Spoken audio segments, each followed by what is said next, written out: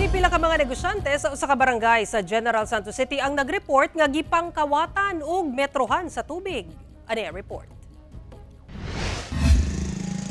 Dinhi sa usa ka patigayon sa barangay San Isidro sa General Santos City, kamatikdan nga bag-o ang ilang metrohan sa tubig. Di ay to, bag-o lang kini gipangkabit sa General Santos City Water District human gipangkawat ang mga metrohan ni adtong milabay nga mga adlaw. Sumala sa usa ka tindera sa usa ka patigayon niadtong Domingo sa buntag, nagpahibalo ang ilang katapad nga patigayon nga wala na sila'y tubig.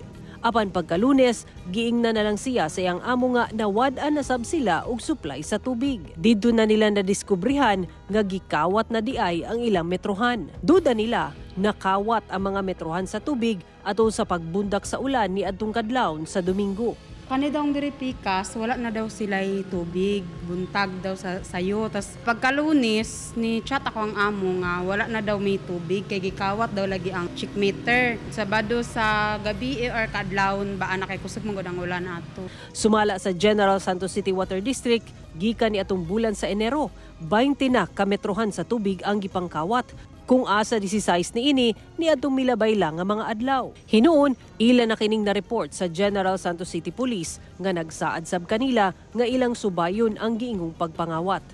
Sumala sa Water District, doon na sila itanyag nga reward sa kung kinsa man ang makatudlo sa responsable sa pagpangawat sa mga metrohan sa tubig. Actually, si Office naghatag po daw reward sa katong mga maka-identify atong mga perpetrators or makawatan sa metro.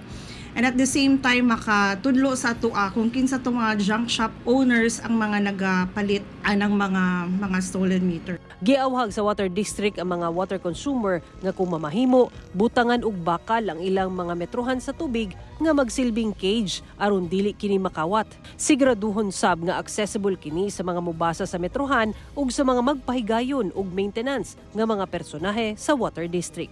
Kauban si Gary Balantay ug Bong Vicencio, Sara Hilomen Velasco. 1 Mindanao.